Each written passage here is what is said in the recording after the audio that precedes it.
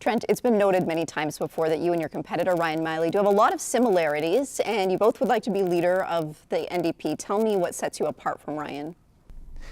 Sure, and we do have a lot of similarities, and we're friends, which is a good thing. But I have the experience as a teacher within our community before serving as an MLA, and in fact working with young people facing some of the harshest realities in life. And that continues to motivate my service and why we need to work for change within our province.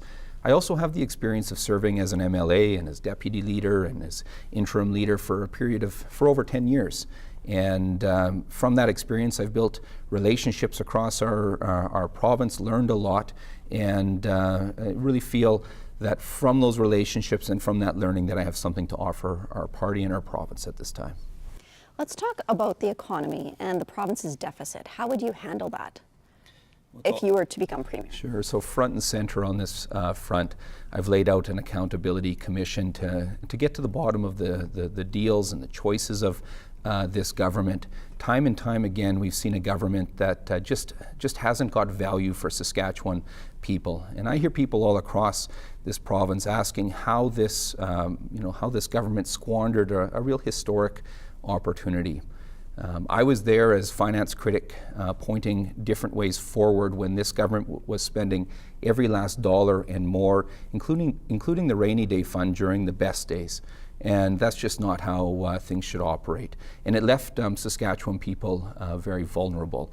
So I'd like to have an accountability commission to get to the bottom of the bad deals, to get value for the public. I also support things like an additional tax bracket, say at $250,000, and on the income a person would earn after that, having an extra 2% tax being paid on that additional income.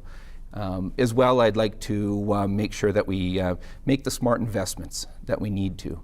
An area that I'm passionate about is delivering universal mental health and addiction services. What we know is that $1 into universal mental health and addiction services will save $7 in healthcare costs. So it's about making investments where they make a difference in the lives of people, but also restore fiscal sustainability. If you're successful in being the opposition leader and the province is beginning to prepare the provincial budget, what will you be pushing for and arguing for as we get close to that budget day? We'll be really focusing on making sure that we restore the dollars that were cut in the last budget, particularly in areas like education and supports for the most vulnerable. We also need to alleviate pressure on people and families. This is a government that foisted unfair tax hikes that are really making life difficult for people across our province.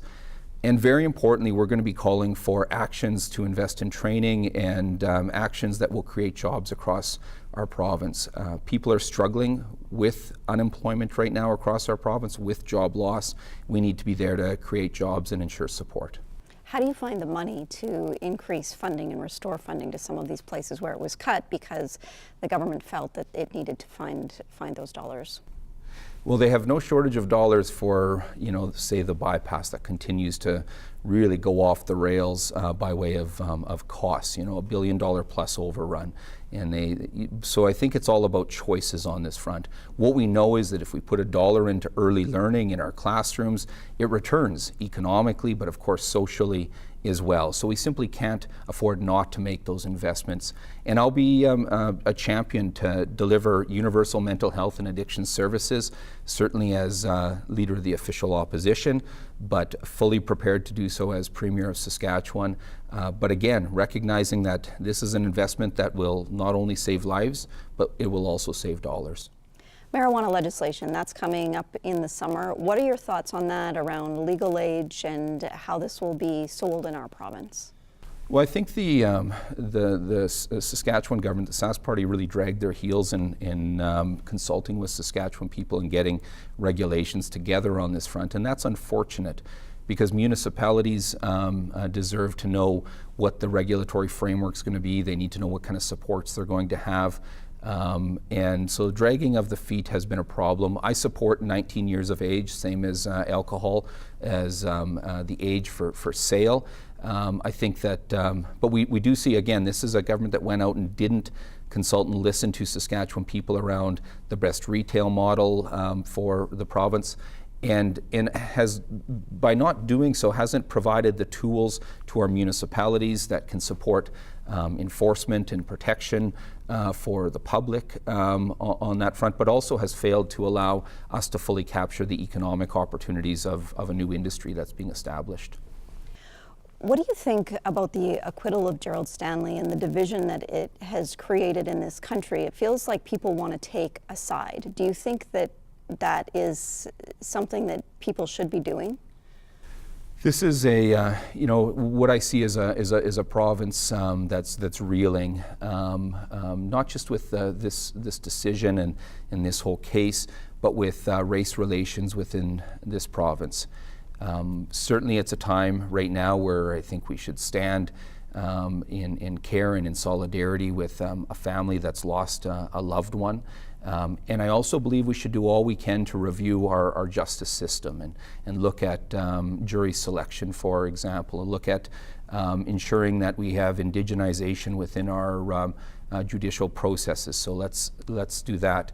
Very importantly, though, we need to deal with racism and injustice that's real within our province and do all we can to work together on this journey towards reconciliation and be honest partners across this province and work together to deliver hope and opportunity.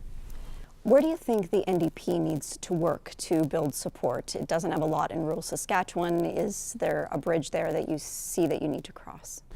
Building back in rural Saskatchewan, building new relationships in rural Saskatchewan is front and center in that. It's something that I'm passionate about. It's something that I enjoy doing. And so that effort of reaching out and building and listening all across our province with a heavy focus in rural Saskatchewan, our villages, our towns and First Nations, is critical, and engaging Saskatchewan people in rural Saskatchewan in the discussion about the future of our province. I'm actually really encouraged by what I'm hearing from those all through rural Saskatchewan across our province, certainly through this period of time, but also relationships that I've built for many years within this province. And this is work that I really look forward to doing. And there's no shortage of important issues for us to come together and look at how we can build strength economically in rural Saskatchewan and extend opportunity, how we can make sure we have the best classrooms possible in rural Saskatchewan, or how we do things as well like deliver universal mental health and addiction services, not just in our urban centers, but very importantly in rural Saskatchewan, often communities that are a lot more isolated. All right, thanks for your time today, Trent. Thank you, Jill.